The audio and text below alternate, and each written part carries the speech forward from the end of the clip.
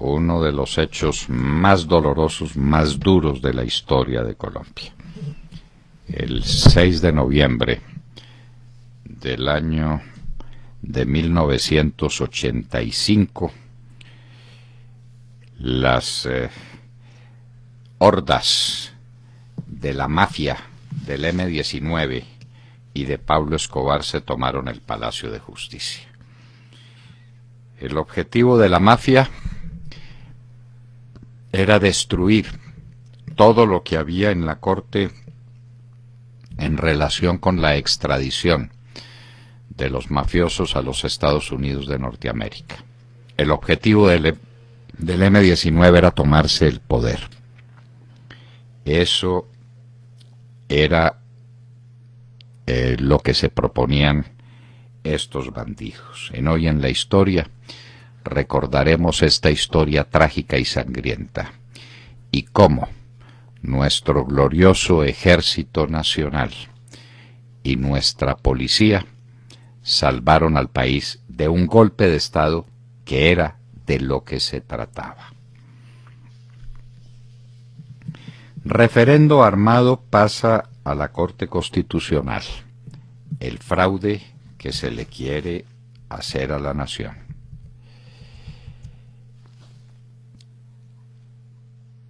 La Procuraduría archiva investigación contra el parlamentario Óscar Arboleda.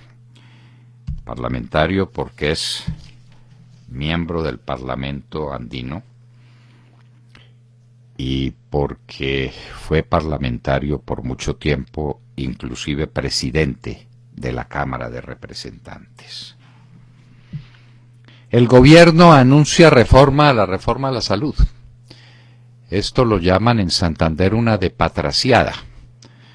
El ministro Gaviria, cuando tuvo que enfrentar las respuestas a su proyecto de salud de parte de tantas asociaciones médicas, de parte de tantas voces que se alzaron contra su proyecto, se echó para atrás, que es lo que mejor se sabe hacer en este gobierno, y anunció reformas a la reforma. Y acontece que estamos ya a 6 de noviembre, esta semana y la semana entrante son muy cortas, y los parlamentarios lo suelen hacer muy cortas, más cortas todavía, y uno se pregunta a qué horas pretenden sacar la reforma a la salud si no ha empezado, porque si el gobierno le introduce reformas, esas reformas no se pueden ir haciendo en el camino, sino que los actos reformatorios tienen que incluirse en los 4 debates. ¿Cómo va a manejar eso el gobierno nacional? Bruce McMaster, presidente de una Andi santista. Este es un presidente de la Andi que nunca fue presidente de una entidad industrial, nunca. Fue empleadito de unas empresas industriales, empleado de unas empresas industriales, empleado del gobierno, no de los más destacados, llegó a ser viceministro de Hacienda, porque es muy amigo del presidente Santos. Sus títulos reales son la amistad con el presidente Santos y la amistad con Luis Carlos Villegas, para tener en la Andi a un amigo del gobierno, a un incondicional del gobierno, a una persona que aplauda todo lo que el gobierno hace, incluyendo, por ejemplo, la política macroeconómica que tiene arruinada la industria del país a punta de revaluaciones continuas y sucesivas. Una industria que está pasando el peor momento, se asocia y nombra como presidente a un incondicional del gobierno que tiene arruinada la industria. De manera que no es un presidente para servir de contestatario, de contraparte, para crear una corriente de opinión y llevarla al Congreso de la República para proponer soluciones legislativas si ellas fueran menester, sino que se trata de un hombre que aplauda todo lo que hace el gobierno, siguiendo la tradición del doctor Luis Carlos Villegas, que eso hizo con los resultados que conocemos. es el peor momento en la historia del desarrollo industrial del país. El peor momento. Y los industriales se le pliegan al doctor Santos y le nombran a su amigo en la Asociación de Industriales, Bruce McMaster, un empleado más del gobierno del presidente Santos, pero pagado por la Asociación Nacional de Industriales. El EPLN sigue haciendo méritos para que lo sienten en una mesa de paz. Será liberado el ingeniero forestal Andrés Montes Ceballos. Esperamos que lo sea de veras. Eso sí, la compañía chilena reforestadora se tendrá que ir del país. Si algo necesita Colombia es un gigantesco plan de reforestación. Los chilenos tienen una gran experiencia en esa materia. El Plan Bosque de Chile es un modelo para el mundo. Vienen los chilenos y el ELN los hace salir del país. Y con eso hace méritos para que el gobierno convoque una mesa de conversaciones con ese grupo de bandidos. Después de meses, la revocatoria del alcalde Petro está en manos del registrador Carlos Ariel Sánchez. Funcionan muy bien estos mecanismos constitucionales. ¿Cuánto hace, querido ciudadano de Bogotá, que usted firmó la revocatoria de Petro? ¿Cuánto hace? Y miren lo que vamos, en que todavía no se toma ninguna decisión, y esto coincidiría ya prácticamente con las campañas para las elecciones de Parlamento. Mejor dicho, casi que no ha lugar. Petro se salió con la suya, proponiendo toda clase de leguleyadas en contra de ese medio de expresión ciudadana previsto en la Constitución, de la que supuestamente Petro es padre, mentor e inspirador. Confusa sentencia del Consejo de Estado sobre Cerros de Bogotá. Pero lo que más llama la atención es que el Consejo de Estado le dice al alcalde que tiene que poner un impuesto para mantener ecológicamente la ciudad o como contraprestación por el daño que se le ha hecho. Si era lícito, no es un daño. Al Consejo de Estado le vienen bien unas lecciones elementales de derecho. Las personas que construyeron en los cerros orientales tenían o no tenían derecho a hacerlo. Si tenían derecho a hacerlo, no se los puede castigar con un impuesto discriminatorio. Y el Consejo de Estado no tiene facultad para ordenarle a nadie que fije impuestos. Y si la tiene, que nos digan dónde está. Es que aquí ya todo el mundo se está tomando facultades que no tiene. El registrador del Estado Civil y el Consejo Nacional Electoral se toman la facultad de prohibir que en los tarjetones los logos de los partidos sean de esta o de aquella manera, por fuera de lo que dicen la Constitución y la ley. Y ahora el Consejo de Estado da órdenes para que le fijen impuestos a particulares que hace tiempos construyeron, y por supuesto el impuesto no será para los constructores sino para los propietarios actuales, que compraron sus viviendas con todo derecho y sin ninguna advertencia de que estaban causando ningún daño a la ciudad. El izquierdista demócrata Bill de Blasio es alcalde de Nueva York. Sucederá a Bloomberg, que era independiente pero de origen republicano, y a Giuliani, un republicano que estuvieron durante mucho tiempo como alcaldes de Nueva York. Como la ciudad viene tan bien, es una ciudad modelo en materia de seguridad y en muchos otros indicadores, entonces ahora hay que ensayar con un demócrata izquierdista. El café no es competitivo, lo dice una comisión encabezada por Juan José Echavarría. Tendremos ocasión de comentar el asunto, pero tema fundamental. ¿Cuál es el primer costo que tiene el café? La mano de obra, tanto para la fertilización como para el deshierve. Todas las tareas se hacen manualmente y la recolección grano a grano. Lo que el doctor Echavarría, recién salido del Banco de la República, no cuenta es que la política revaluacionista del Banco de la República le obliga a los cafeteros a pagar unos salarios en dólares que son los más caros de toda la región. y quieren que el café sea competitivo. En Colombia no hay competitivo nada, por obra de las personas que, como Juan José Echavarría, permitieron una política revaluacionista que es nuestra desgracia. Óscar Iván Zuluaga, candidato de la U, del partido de Uribe Centro Democrático, miren ustedes la confusión, está en proceso de recolección de firmas en toda la nación. Rusia se burla de Colombia. Naves y bombarderos pasan entre Nicaragua y Venezuela. ¿Y dónde está la doctrina Monroe? Hablaremos de ella. Es un tema interesante que vale la pena examinar. Las FARC son de Ortega, nuestro enemigo, el hombre que consiguió a través de unas triquiñuelas y de unas trapisondas en la Corte Internacional de Justicia que no han sido suficientemente examinadas, es el íntimo amigo de las FARC. Timochenko ha estado en Nicaragua, probablemente esté allá, y es el huésped de honor de Ortega. Y hay cartas de amor cruzadas entre las FARC y Ortega y la señora de Ortega. Colombia hará reconocimientos de torturas después de la toma del Palacio a dos estudiantes, una niña Santo Domingo y Matson, un estudiante, pero no dicen en qué consistieron las torturas.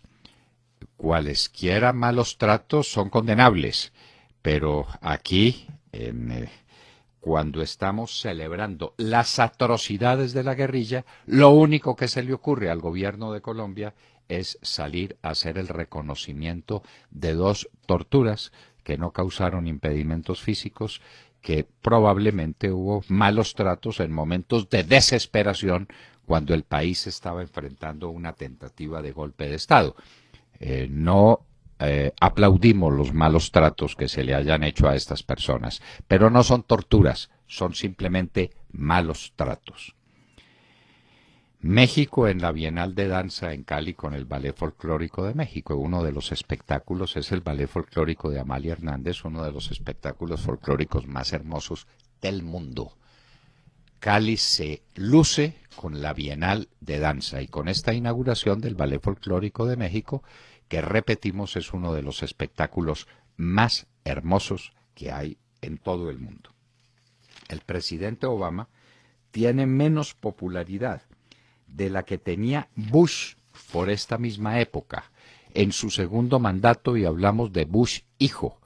El presidente Obama está por debajo de ese nivel de popularidad.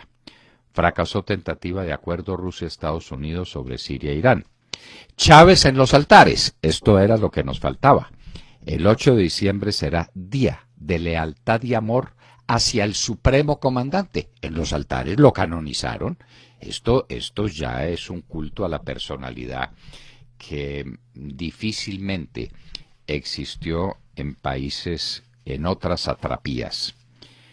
El hallazgo de 1.400 obras de arte en Berlín, obras de Chagall, de Renoir, de Matisse, de Picasso. Toronto, el alcalde y Ámsterdam, 15 empleados del aeropuerto demuestran cómo es la lucha contra los estupefacientes en países de Norteamérica y de Europa. 8 billones de planetas en la Vía Láctea. ¿Habrá vida como en la Tierra? 8 billones de planetas. ¿Qué somos en el universo?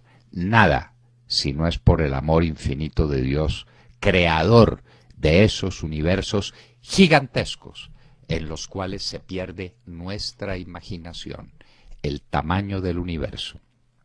Y hoy en Bogotá estará Fonseca, el gran cantante colombiano que ha regalado un concierto a favor de los niños que no tienen otra esperanza que las que les da el Instituto Roosevelt. Y en Hoy en la Historia recordaremos lo que pasó el 6 de noviembre del año de 1985. Y recuerden que pueden seguirnos en Facebook o en Twitter en @Hora de la Verdad, y también pueden sintonizarnos a través de Wonder Radio y TuneIn en sus dispositivos móviles, y sintonizarnos también en nuestras frecuencias 970 AM en Bogotá, 710 AM en Medellín y 1200 AM en Cali. Y gracias a Grijalba Construcciones Metálicas Ingenieros Limitada les ofrecemos nuestra página de internet. Desde nuestra página nos pueden escuchar en vivo y en directo y en diferido. Nuestra dirección es www.lahoradelaverdad.com.co. Son las 6 de la mañana, 16 minutos. Comenzamos ya. Bienvenidos. Muy buenos días. Pues con esta música y este café hablemos del episodio de los bombarderos rusos, ¿no? Es francamente increíble. Se pasearon por el espacio aéreo colombiano, yo iba a decir como perro por su casa, pero es como perro por casa ajena, porque lo hicieron sin permiso. Y eso la verdad da mucho que pensar y abre muchos interrogantes. 2 bombarderos supersónicos rusos Tupolev, así se llaman, 160, que cubrían la ruta de Venezuela a Nicaragua, y eso produjo una nota diplomática de Colombia al gobierno ruso por la violación al espacio aéreo colombiano. Al parecer, esos aviones de guerra, que son los más grandes del mundo, pues yo no entiendo mucho de aviones, pero eso cuentan, aterrizaron en Nicaragua en el marco de una visita al país del secretario del Consejo de Seguridad de Rusia, general Nikolai Patrushev, y el Tu-160, que también es llamado Blackjack, según la OTAN, es capaz de portar 12 cohetes de crucero con ojivas nucleares o convencionales y 40 toneladas de bombas. Eso nos hace ver el tamaño de estos juguetes, ¿no? Es el bombardero cuatrimotor más grande del mundo. Lo tripulan 4 personas que pueden cubrir sin repostar distancias de hasta 14.600 kilómetros a 18.000 metros de altura y a una velocidad de 2.230 kilómetros por hora. Hace una semana habían estado en Venezuela, que es curiosamente... decir, velocidad supersónica. Sí, es increíble. Estamos hablando de una cosa que suena como fantástica, ¿no? Como estas películas de superhéroes. Pues hace una semana habían estado en Venezuela, que curiosamente es el principal importador de armas rusas en América Latina, y las relaciones con Nicaragua hay que decir también que son bastante estrechas y de permanente cooperación. Rusia ha donado a Nicaragua en los últimos días 520 autobuses, 500 vehículos marca LADA para taxi, y Rusia entrena agentes operativos para toda América Central en el tema de entrenamiento de la lucha antidrogas. En otras palabras, Rusia está más presente que nunca en la región, gracias a los países fieles a la doctrina del siglo XXI, como es el caso de Venezuela y Nicaragua. Esto coincide además con la carta de las FARC, que enviaron al gobierno de Nicaragua el pasado 12 de noviembre, en donde felicitaban a ese país por los éxitos alcanzados en favor de la soberanía, algo que muchos interpretamos como una referencia directa al fallo de La Haya, que, como recuerdan, le quitó a Colombia 75.000 kilómetros de mar territorial y se los entregó a Nicaragua. En definitiva, esta es una situación muy tensa y delicada y abre muchos interrogantes y dibuja un nuevo mapa en donde entra y juega un país tan poderoso como Rusia. ¿Qué hay detrás de esa invasión al espacio aéreo colombiano? ¿Y qué significa la carta que las FARC le mandaron a la primera dama de Nicaragua? ¿Qué hay detrás de ese triángulo que es Venezuela, Nicaragua, FARC? ¿Qué está pasando? Buena pregunta, Montserrat. ¿Qué está pasando? A este propósito vale la pena recordar la doctrina Monroe, América para los americanos. De acuerdo a la doctrina Monroe, habría una alianza estratégica de todos los países de América para atender a su defensa de potencias extrañas. ¿Qué está pasando con esos principios? Cuando las naves rusas vienen y van, y los barcos rusos se pasean muy orondos por las aguas del Caribe aquí al pie de Washington. En otra época, cuando los barcos rusos venían también para Cuba, y trayendo arsenal militar, claro está, la respuesta del presidente Kennedy fue distinta. La doctrina Monroe, América para los americanos, vamos a quedar en manos de los rusos. Supuestamente Rusia no es un país comunista, a la vieja usanza. No se les olvide que Putin es un hombre entrenado en la KGB, no se les olvide. No se les olvide que la democracia rusa sigue siendo muy relativa, que los multimillonarios rusos son los miembros de la antigua nomenclatura del Partido Comunista. No se olviden todas esas cosas. Y entonces Rusia tiene un asiento, tiene una base que es Nicaragua. ¿En qué medida Rusia estaba influyendo en la Corte Internacional de Justicia para que nos quitaran el mar? ¿En qué medida quieren hacer de Nicaragua una superpotencia para que sea el sitio de llegada de Rusia y probablemente de China y para poner a América a sus pies? ¿En qué medida? Esas son todas las grandes preguntas. Sí. ¿Y las FARC qué son? Claro. El enlace con Colombia.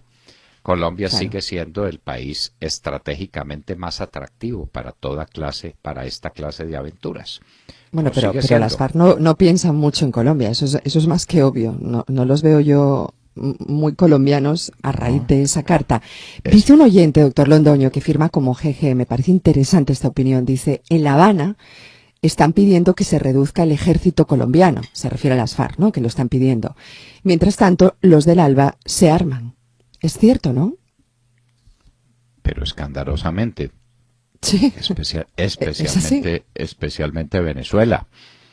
Y entonces ahora Nicaragua también va a comprar unas embarcaciones que se las van a vender muy baratas, sobre eso tengan la más absoluta certeza. La situación es compleja. Y antes de hablar con William Calderón, debo decirles que por el entusiasmo que nos causa la visita de Fonseca a Bogotá, la anticipamos. No será hoy, es mañana jueves. Mañana jueves a las 7:30 de la noche estará Fonseca en Bogotá en un concierto que les anticipo, queridos amigos de la mesa, se está llenando. Hay que llamar ya y pedir ya sus boletas si es que queda alguna. Hay verdadera conmoción con el concierto de Fonseca en Bogotá. Qué satisfacción, qué orgullo, la respuesta que la gente de este país le da a estas obras maravillosas. William Calderón. Doctor Londoño, buenos días Colombia, gracias por invitarnos a sus hogares y a sus vehículos. Hoy es miércoles 6 de noviembre del año 13, en pleno debate de la reforma a la salud y con otra marcha nacional en todas las capitales de Colombia, marcha blanca, por el retiro de este proyecto. La representante de la Cámara, Ángela Robledo, pidió al presidente Santos revelar si las EPS financiaron su campaña, la de Santos. También solicitó a los congresistas de la Comisión Séptima decir si tienen conflictos de intereses.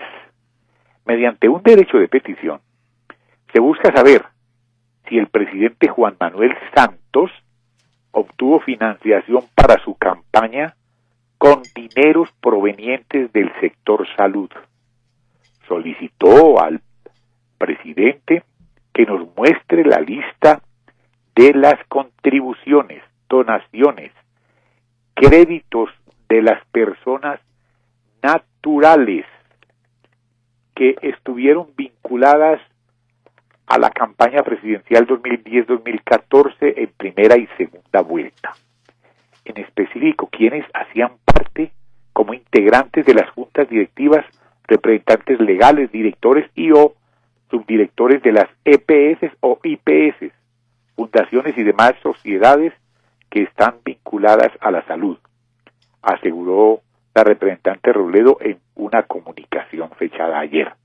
La petición se basa en una información del Consejo Nacional Electoral en la que señaló que el partido de la U, el de Santos, ocupó el primer lugar como beneficiario de las EPS, entidades de salud, con 445 millones en el año 2010, que coincide con la campaña a la presidencia. Tampoco se escapan los congresistas de la Comisión Séptima responsables de debatir el proyecto, como quien dice, amarrando el gato con longaniza.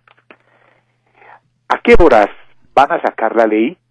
Mientras tanto, el gobierno empieza a utilizar su propio piñón de reversa con el retiro del artículo 52 para suplir el déficit de especialistas. Propone la creación del Sistema Nacional de Residencias Médicas. Como quien dice, reformas para reformar la salud, doctor Londoño, ¿tendrán tiempo? No parece, William, no tienen tiempo. Y es que todavía no se sabe cuáles son las reformas. Sí, reformas a la reforma. Está dicho, por ejemplo, que se corren del tema aquel de permitirle a los hospitales que gradúen especialistas. Esa barbaridad no se va a cumplir. La ministra de Educación, María Fernanda Campo, aplaudió la reforma a la reforma, porque es trasladar la academia a los hospitales, que son otra cosa muy distinta. Los hospitales universitarios son otra cosa, pero es que la universidad está dentro del hospital. No es el hospital el que se vuelve universidad. En fin, ya, como usted dice, pusieron el piñón de reversa, vamos a ver. Y todas las otras cosas, pues William, es un derecho de petición, esperemos que lo contesten para que tengamos noticia. El derecho de petición lo presenta cualquiera. Vamos a ver qué pasa finalmente con ese tema de la salud, que es el tema más complicado para los colombianos. No hay ninguna actividad política en la que el gobierno tenga peores calificaciones. La salud es lo que los colombianos ven con más preocupación y con más melancolía por la actuación de este gobierno, que en materia de salud ha sido más desastrosa que en otros frentes. Jessica López. Hola, muy buenos días. Un cordial saludo para todos nuestros oyentes, 6:31 en la mañana. Les cuento hoy que los hechos que han tenido lugar en el campo internacional nos han llevado a hacer un análisis de la política exterior del presidente de los Estados Unidos, Barack Obama.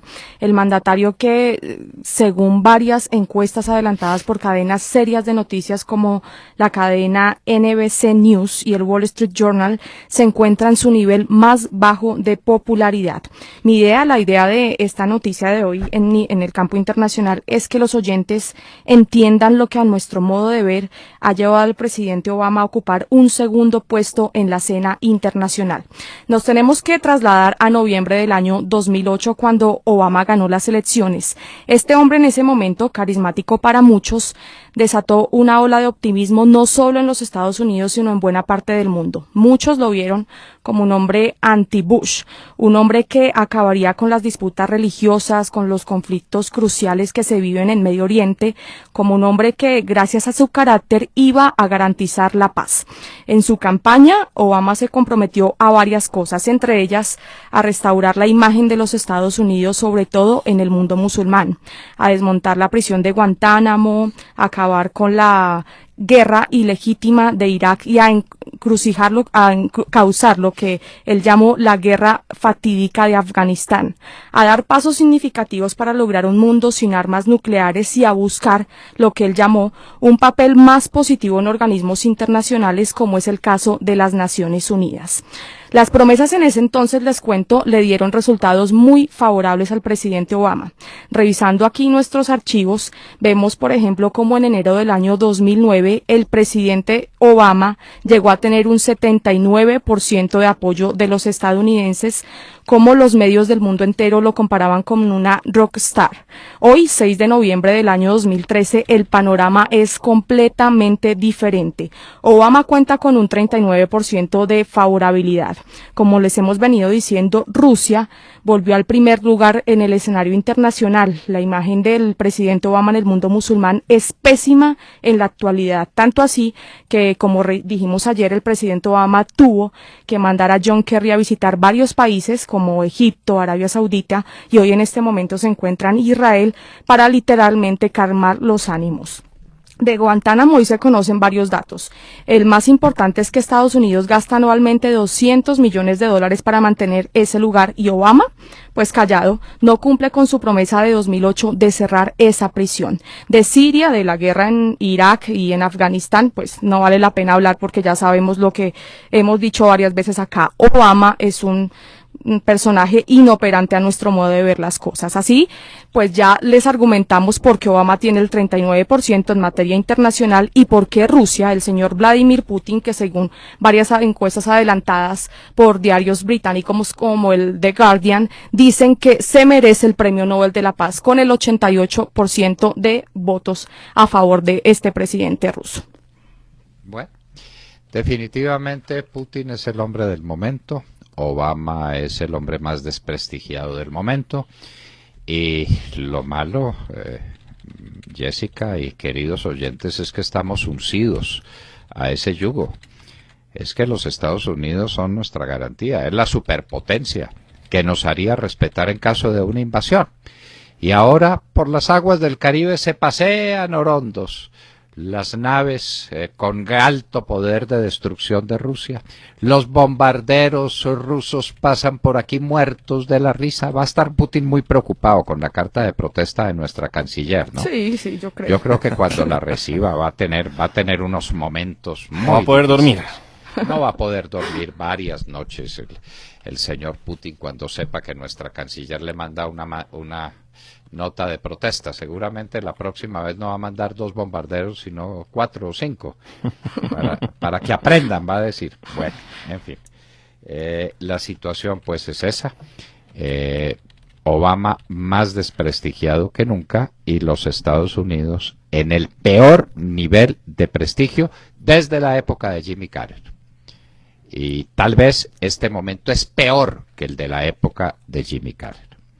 Sergio Gel. Doctor Londoño, muy buenos días para usted, para todos nuestros oyentes. Pues hoy amanecemos concentrados en la decisión adoptada por la Asociación Nacional de Industriales, por la ANDI. Su junta directiva nombró ayer como nuevo presidente a Bruce McMaster. McMaster, de 50 años de edad, es nacido en Cartagena, economista de la Universidad de los Andes, se ha movido en los altos círculos del poder, ha trabajado en banca de inversión y, por supuesto, ha estado en los últimos años acompañando al presidente Juan Manuel Santos. Fue viceministro de Hacienda y alcalde encargado de Cartagena. Su último cargo en el gobierno nacional fue el de director del Departamento para la Prosperidad Social. Como saben ustedes, releva a Luis Carlos Villegas, quien se va de embajador de Colombia ante Washington el próximo 20 de noviembre. Ese, doctor Londoño, es el nuevo nombramiento, un nombramiento que ha generado algunas voces de alerta en el sector empresarial colombiano, pues dicen algunos empresarios e industriales que lo que necesita el gremio es un representante que le pueda hablar fuerte al gobierno, que logre hacer contrapeso a las decisiones del gobierno nacional, y no ven en McMaster a esa figura precisamente por su muy conocida cercanía con el presidente Santos. Sin embargo, McMaster, quizá entendiendo esas incomodidades que se han generado, pues ya salió al paso a decir que él no está con el gobierno, que su responsabilidad y compromiso es con la ANDI, por supuesto, algo que tiene que salir a decir en estos momentos.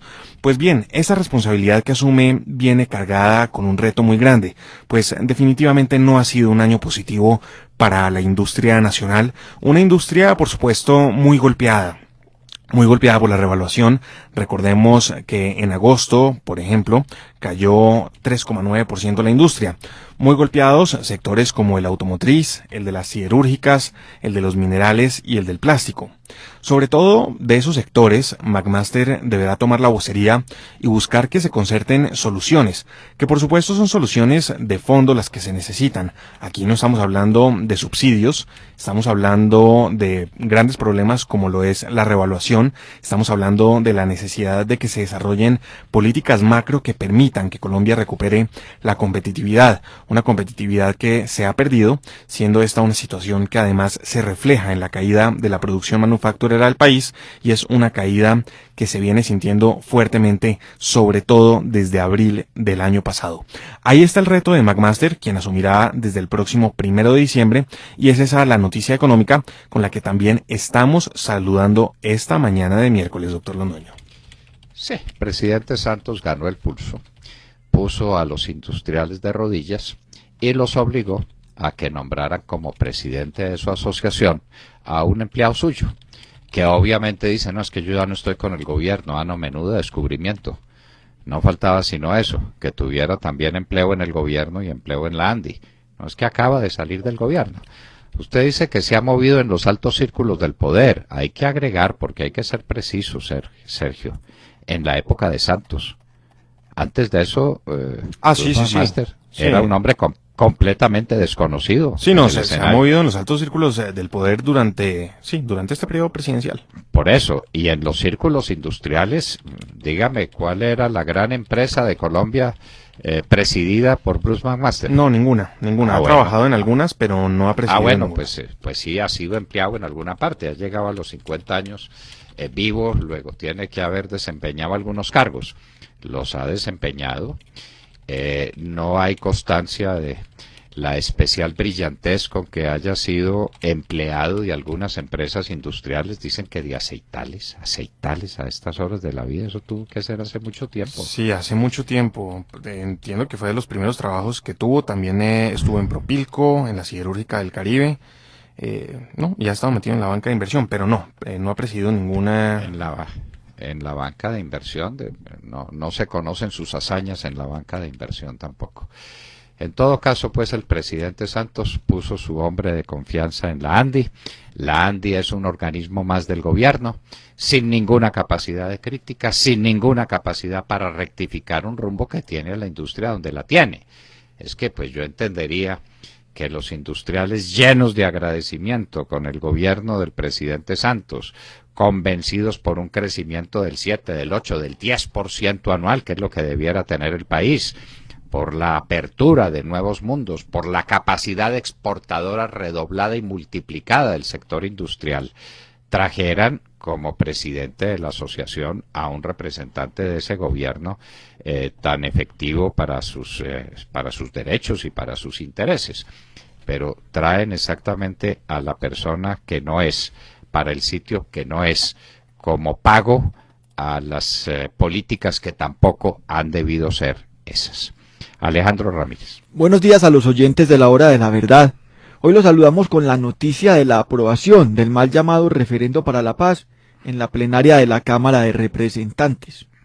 El mecanismo que fue aprobado con 92 votos a favor y solo 2 en contra, permite que los referendos necesarios para implementar los acuerdos finales con las guerrillas y que tengan por objeto la terminación del conflicto armado puedan coincidir con las votaciones a Congreso o Presidencia de la República.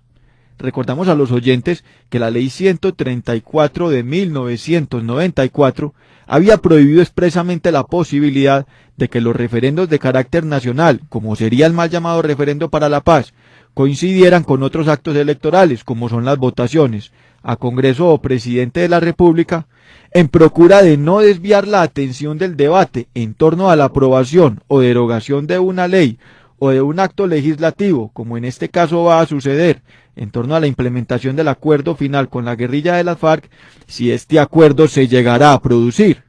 A un año de haberse instalado la mesa de negociaciones, gobierno y guerrilla solo han llegado a acuerdos parciales en materia del agro, uno de 6 puntos previstos en una agenda en la que actualmente se aborda la discusión sobre la participación política de los guerrilleros que se desmovilicen.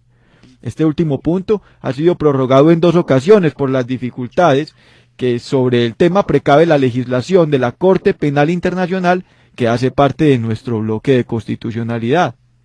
Con este último trámite del proyecto de ley estatutaria pasa a revisión de la Corte Constitucional, quien tendrá que decir sobre la posibilidad de que este referendo pueda producirse. En un equivocado uso del principio de expansión democrática, los legisladores han considerado la necesidad de lograr la mayor participación posible frente a una crisis de legitimidad y falta de convocatoria que afronta el Ejecutivo Nacional. La propuesta ha sido duramente criticada por la posibilidad de que los electores acudan a las urnas en regiones donde el predominio de las FARC logra amenazar el orden público. Doctor Londoño, ¿con qué tiempo podremos los colombianos asistir a un referendo toda vez que no se logran los acuerdos en La Habana? Con ningún tiempo, y aunque se lograran ya no habría oportunidad para hacerlo. Este es un cuento que se quedó por escribir, pero pues hay que sacar el referendo, un referendo que será armado, como usted bien dice, y un referendo que nos quieren hacer tragarnos, ahí sí, comulgar con aldabas, con ruedas de molino, de una vez, sí o no. La ley exige que sea punto por punto, tema por tema, y que no vale siquiera una pregunta donde se diga si se aprueba la totalidad de los puntos.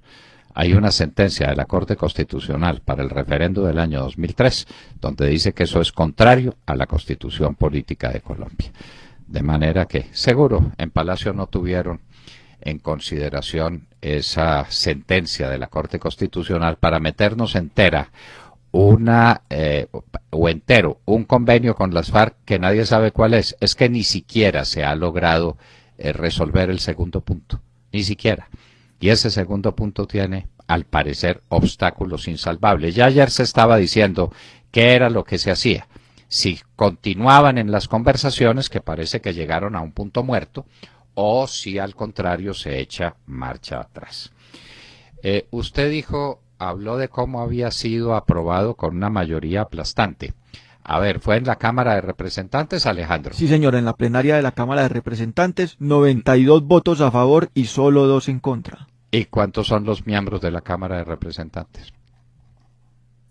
Un momento. 160 y cuántos. 164. Bueno, entonces, ¿qué pasa con los demás? Que es que no asisten para que el gobierno no los tome por malquerientes y no les quite mermelada. Entonces, en lugar de votar en contra, simplemente se quedan en sus regiones y no vienen. 92, es decir, apenas una mayoría angustiosa para aprobar el proyecto de los proyectos de un gobierno que tiene echados al pie de la mesa a todos los perros tragones. Claro, pues que los que se toman la mermelada no son los perros, a los perros creo que les hace daño la mermelada. Estos son otra clase de... serán los lobos. A los lobos es a los que les gusta mucho la mermelada, ¿no? Bueno, habrá que ver cuáles son los más adictos a esta clase de manjares. Pues toca ni esperar siquiera... que la Corte Constitucional también avale el proyecto, doctor, como usted lo había Pues dicho. claro que lo avala, claro, pero depende del proyecto que le pongan. Si le ponen un proyecto donde tengan que aprobar de una sola vez todas las preguntas, va a decir que no, recordando su jurisprudencia del 2003, aunque con la Corte Constitucional cualquier cosa se puede esperar. Y en un momento estaremos con el doctor Jaime Restrepo. Él es el presidente de la Asociación de Víctimas de la Guerrilla Terrorista. En un momento, el doctor Jaime Restrepo estará con nosotros en la Hora de la Verdad.